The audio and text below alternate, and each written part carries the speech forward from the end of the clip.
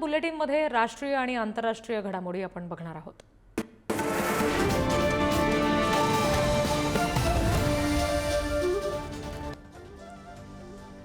इराणच्या हल्ल्यामध्ये इस्रायलच्या एका महिलेचा मृत्यू झालाय तर 14 जण जखमी झाल्याची माहिती आहे। तेहरानच्या अणुऊर्जा प्रकल्पांना इस्रायलने लक्ष्य केलं आणि त्यानंतर तणाव वाढला।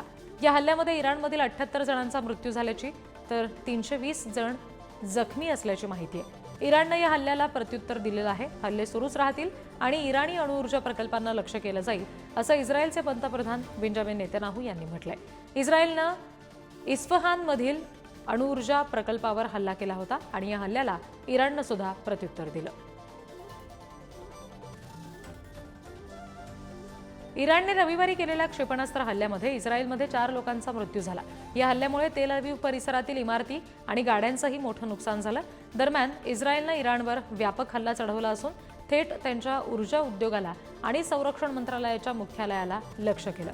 2 दिवसांपूर्वी इस्रायलने तेहरानचा वेगाने प्रगती करणारा अणु कार्यक्रम नष्ट करण्याच्या उद्देशाने केलेल्या अनपेक्षित हल्ल्याचा हा सगळा प्रकार होता।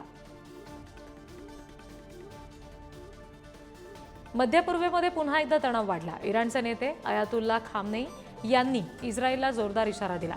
इस्रायलने आपल्या द्वेषपूर्ण आणि खुनी प्रवृत्तीचं प्रदर्शन केलंय, त्यामुळे इस्रायलला आता गंभीर परिणाम भोगावे लागतील असा इशारा त्यांनी दिला। खामेनेई यांनी सोशल मीडियावर सुद्धा इस्रायल विरोधात संताप व्यक्त केलाय। दुसरीकडे अण्वस्त्र बनवू नयेत म्हणून हे हल्ले केल्याचं इस्रायलचे पंतप्रधान नेतन्याहू यांनी म्हटलंय। त्यांनी नतांजमधील अणु केंद्रांवर हल्ला केल्याचं सुद्धा कबूल केलं। सध्या इस्रायलमध्ये आणीबाणी जाहीर करण्यात आली आहे।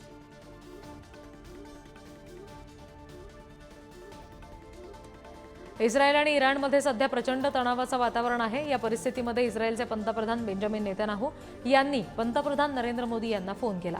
ऑपरेशन रायझिंग लायन नंतर इराण आणि इस्रायलमध्ये बिघडलेल्या परिस्थितीची त्यांनी मोदींना माहिती दिली। पंतप्रधान मोदींनी यावर भारताकडून चिंता व्यक्त करत शांततेची हाक दिलेली आहे। दरम्यान नेतन्याहू यांचा फोन आल्याची माहिती पंतप्रधान मोदींनी एक्स पोस्ट करून दिलेली आहे। इस्रायल आणि इराणमधील वाढत्या तणावावर पोप लिओ 14 यांनी गंभीर चिंता व्यक्त केली। त्यांनी दोन्ही देशांना जबाबदारीने आणि समजूतदारपणे वागण्याचं आवाहन केलेलं आहे। काही दिवसांपासून सुरू असलेल्या हवाई हल्ल्यामुळे अनेक नागरिकांचा मृत्यू झालेला आहे। इराण आणि इस्रायलमधील स्थिती अतिशय वाईट झालेली आहे। मी दोन्ही देशांना शांततेसाठी आणि समजूतदारपणे वागण्याचं आवाहन करतो असं पोप लिओ म्हणाले। अणुबॉम्बच्या धमक्यांपासून आणि धोक्यापासून सुरक्षित जग निर्माण करण्यासाठी संवाद अत्यंत महत्त्वाचा आहे। कोणत्याही देशाने दुसऱ्या देशाच्या अस्तित्वाला धोका देऊ नये असं आवाहन सुद्धा पोप यांनी यावेळी केलं। अमेरिकन लष्कराच्या 250वा वर्धापन दिन आणि राष्ट्राध्यक्ष ट्रम्प यांच्या 79व्या वाढदिवसानिमित्त वॉशिंग्टनमध्ये लष्करी संचालनालयाचं आयोजन करण्यात आलं आणि या सोहळ्यामध्ये अमेरिकन लष्कराची विविध तोफखाना शस्त्र आणि रणगाडे प्रदर्शन करण्यात आलं। सुरुवातीच्या 40 मिनिटांमध्ये या परेडनं 1775 मधील लष्कराच्या स्थापनेपासून ते 1991च्या आखाती युद्धापर्यंतचा 200 वर्षापेक्षा अधिक इतिहास सादर केला। त्याचबरोबर 9/11 या हल्ल्यानंतर दहशतवादाविरोधातील जागतिक युद्धावेळी 10व्या माउंटेन डिव्हिजनच्या सैनिकांनी अफगाणिस्तान आणि इराकमध्ये 20 पेक्षा अधिक वेळा सेवा बजावली।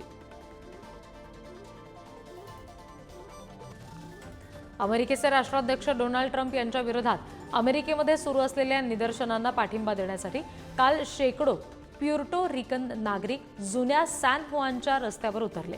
रिपब्लिकन आणि ट्रम्प समर्थक असलेल्या गव्हर्नर जेनिफर गोन्झालेज यांच्या या फोर्टालेझा इथल्या कार्यालयासमोर आंदोलक जमलेले होते आणि त्यांनी प्युर्टो रिकन, हैती आणि डोमिनिकन रिपब्लिकचे राष्ट्रीय ध्वज फडकवले। शिवाय अमेरिकेतून होणाऱ्या हद्दपारीच्या विरोधात सुद्धा जोरदार घोषणा दिल्या। अमेरिकेमध्ये 2 डेमोक्रॅटिक पक्षाच्या खासदारांवर घरामध्ये घुसून गोळीबार करण्यात आला। या गोळीबारात महिला खासदारासह तिचा पती ठार झाला। मिनेसोटा इथे 2 खासदारांना त्यांच्या घरात घुसून गोळ्या घालण्यात आल्याचा हा धक्कादायक प्रकार समोर आलाय। मिनेसोटाचे गव्हर्नर टिम वॉल्ज यांनी खासदार मेलिसा हॉटमन आणि माजी हाऊस स्पीकर आणि त्यांचे पती मार्क हे गोळीबारात ठार झाल्याची माहिती दिली आहे। तर स्टेट सिनेटर जॉन हॉफमन आणि त्यांची पत्नी यांच्यावर सुद्धा गोळीबार झालेला आहे असं समजतंय। अमेरिकेच्या व्यापार दबावामुळे भारताच्या इथेनॉल उद्योगाला आता धोका निर्माण होऊ शकतो. भारतानं पेट्रोलमध्ये 20% इथेनॉल मिश्रणाचं उद्दिष्ट आधीच पूर्ण केलंय आणि आता ते 2030 पर्यंत 30% पर्यंत वाढवण्याचं लक्ष्य आहे. पण अमेरिका त्यांच्या मक्यापासून तयार केलेलं इथेनॉल भारतात आणण्यासाठी दबाव टाकते. त्यामुळे भारतीय शेतकऱ्यांवर आणि इथेनॉल उत्पादकांवर नकारात्मक परिणाम होऊ शकतो. कारण अमेरिकेचं इथेनॉल स्वस्त असू शकतं. भारताला या परिस्थितीतून मार्ग काढण्यासाठी ऊर्जा सुरक्षा, शेतकऱ्यांचं हित आणि पर्यावरणाची काळजी घेऊन निर्णय घ्यावे लागणार आहेत. चीनच्या शिंजियांग प्रांतातील फ्लेमिंग माउंटन यामध्ये पर्यटकांनी सध्या मोठी गर्दी केली आहे. या पर्वतावरचं तापमान 62 अंशांवर पोहोचलंय, जे पाहून पर्यटक थक्क झालेत. जर्नी टू द बेस्ट या प्रसिद्ध चिनी कथेमध्ये या पर्वताचा उल्लेख आहे. तुर्पान शहरातील स्थानिक विक्रेते तिथे आलेल्या पर्यटकांना चक्क वाळूत अंडी शिजवून दाखवतात, ज्यांना विशेष स्मोकी चव दिलेली आहे. याशिवाय पर्यटकांना गरम वाळूमध्ये गाडून उपचार सुद्धा केले जातात. यामध्ये रक्ताभिसरण, संधिवात आणि झोप सुधारण्यासाठी मदत होते असं सांगितलं जात आहे. युक्रेनच्या कीव शहरामध्ये LGBTQ+ या समुदायाच्या नागरिकांनी आणि त्यांच्या समर्थकांनी मोठा मोर्चा काढला. समलिंगी संबंध असलेल्या व्यक्तींना, जखमी साथीदारांसाठी वैद्यकीय निर्णय घेण्याचा आणि रशियन आक्रमणामध्ये बळी पडलेल्या व्यक्तींना सन्मानानं दफन करण्याचा अधिकार मिळवण्याच्या मागणीसाठी मोर्चा काढला गेला. LGBTQ+ समुदायातील व्यक्तींना असं काही करण्याची परवानगी नसल्यानं त्यांना मोठा मानसिक त्रास होतो, असं विधान कीव प्राईडच्या प्रमुख शारिगिना यांनी केलेलं आहे. चीनने आज एक नवीन उपग्रह प्रक्षेपित केला, ज्यामुळे नैसर्गिक आपत्तींवर लक्ष ठेवलं जाणार आहे. चीनच्या चायना नॅशनल स्पेस ॲडमिनिस्ट्रेशननुसार लाँग मार्च 2D रॉकेटनं जिवकान सॅटेलाइट लॉन्च सेंटरमधून यशस्वीरित्या उड्डाण घेतलं आणि या रॉकेटनं झांगहेंग 102 नावाचा उपग्रह कक्षेत नेला. आणि या उपग्रहामुळे चीनला नैसर्गिक आपत्तीचं अधिक चांगल्या प्रकारे निरीक्षण करता येणार आहे आणि आपत्कालीन व्यवस्थापनामध्ये त्याची मदत होणार आहे, हे सांगण्यात आलेलं आहे.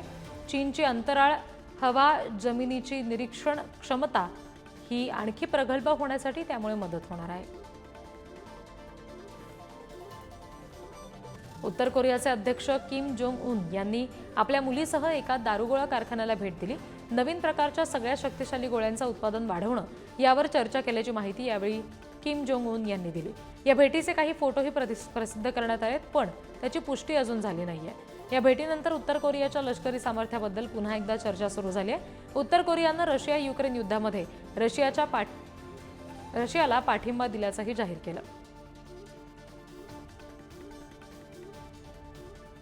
चीनमधील येलो रिव्हरमध्ये आज चीनसह रशिया, त्याचबरोबर स्वित्झर्लंड आणि इतर देशातील जलतरणपटूंनी शर्यत पूर्ण केली. नॉर्थ वेस्ट चीनच्या किंगहाय प्रांतातील हेडोंग या शहरामध्ये येलो रिव्हर क्रॉसिंग चॅलेंज सुरू झालेली आहे आणि या स्पर्धेमध्ये किंगहाय, चोंगकिंग आणि शागोंडासारख्या विविध प्रांतातून आलेल्या जलतरणपटूंनी चीनमधील दुसऱ्या सर्वात लांब नदी पार करण्याचं आवाहन स्वीकारलेलं आहे. आणि या स्पर्धेमध्ये 11 देश आणि प्रदेशांमधील 258 स्पर्धकांनी भाग घेतला. या स्पर्धेच्या इतिहासातील ही सर्वाधिक संख्या ठरली आहे आणि यामुळे यावर्षीच्या स्पर्धेत विक्रम झालेला आहे.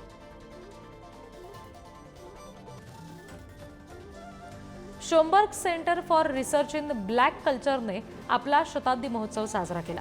न्यूयॉर्क शहरातील हार्लेममध्ये असलेलं हे केंद्र कृष्णवर्णीय संस्कृतीचा अभ्यास करणाऱ्या महत्त्वाच्या स्रोतांपैकी एक आहे. यानंतर ब्लॅक कॉमिक बुक फेस्टिवल आणि शोमबर्ग लिटररी फेस्टिवल यासारख्या कार्यक्रमांचं आयोजन केलं जातं, जिथे वाचन, चर्चासत्र, कार्यशाळा तसंच विक्रेत्यांकडून स्टॉल्स लावले जातात.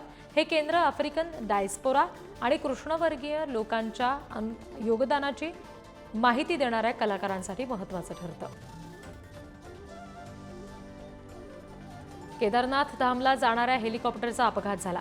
आर्यन एव्हिएशनचं हे हेलिकॉप्टर गौरीकुंड सोनप्रयागच्या जंगलामध्ये कोसळल्याची माहिती आहे. तर या दुर्दैवी अपघातामध्ये आतापर्यंत 6 जणांचा मृत्यू झालाय.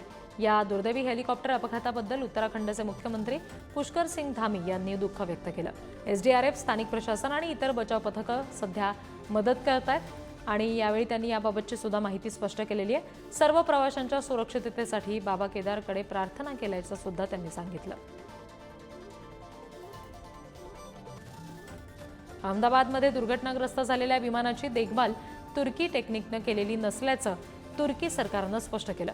एअर इंडियाच्या बोईंग 7878 या प्रवासी विमानाची देखभाल तुर्की टेक्निकनं केल्याचा दावा करण्यात आला होता। हा दावा खोटा असल्याचं तुर्कीनं म्हटलंय। 2024 आणि 25 मध्ये एअर इंडिया आणि तुर्की टेक्निक यांच्यामध्ये करार झाला। त्यानुसार केवळ B777 प्रकारच्या वाईड बॉडी विमानांसाठी देखभाल सेवा पुरवल्या जातात। अपघातात सहभागी बोईंग 7878 या ड्रीमलाइनर कराराच्या कक्षेत येत नाही, असंही तुर्की सरकारनं स्पष्ट केलं। अहमदाबादमधील भीषण विमान दुर्घटनेच्या सर्वांगीण चौकशीसाठी केंद्रीय गृहसचिवांच्या अध्यक्षतेखाली एक उच्चस्तरीय बहुअनुशासनात्मक समिती स्थापन करण्यात आलेली आहे आणि ही समिती 3 महिन्यांमध्ये अहवाल देईल, अशी माहिती केंद्रीय नागरी विमान वाहतूक मंत्री राममोहन नायडू यांनी किंजरापू इथे दिलेली आहे। आणि उच्चस्तरीय समितीमध्ये नागरी विमान वाहतूक मंत्रालय, गृह मंत्रालय, गुजरात राज्य सरकारचे प्रतिनिधी, राज्य आपत्ती प्रतिसाद प्राधिकरण, अहमदाबाद पोलीस आयुक्त, भारतीय हवाई दलाचे अधिकारी, IB आणि न्यायवैद्यक विमान सेवा संचालनालयाचे संचालक यांचा समावेश आहे। सध्या भारतीय विमान कंपन्यांच्या ताफ्यामध्ये 34 बोईंग 787 विमानं आहेत। त्यापैकी 8 विमानांची तपासणी पूर्ण झाली आहे। उर्वरित सर्व विमानांची तपासणी तातडीनं पूर्ण केली जाईल, अशी माहिती केंद्रीय विमान वाहतूक मंत्री नायडू यांनी दिलेली आहे। तर अपघातग्रस्त बोईंग ड्रीमलाइनरची तपासणी यापूर्वी जून 2023 मध्ये झाली होती। पुढील तपासणी डिसेंबरमध्ये होणार होती। त्यापूर्वीच ते कोसळले। त्यामुळे एअर इंडियाच्या ताफ्यातील अन्य 9 बोईंग विमानांच्या तपासणीचे आदेश देण्यात आले। राजधानी दिल्लीमध्ये पावसामुळे उष्णतेपासून काही प्रमाणात दिलासा मिळाला। भारतीय हवामान विभागानं पुढील काही तास दिल्ली NCR मध्ये मोठ्या प्रमाणात वारे वाहण्याचा इशारा दिलाय। गेल्या काही दिवसांमध्ये दिल्लीतील तापमान 40 अंशांपार गेलं होतं। त्यामुळे नागरिकांना प्रचंड उकाडा सहन करावा लागला होता। मात्र आता पावसामुळे उकाडा कमी होऊन नागरिकांना दिलासा मिळाला असल्याचं दिसतंय।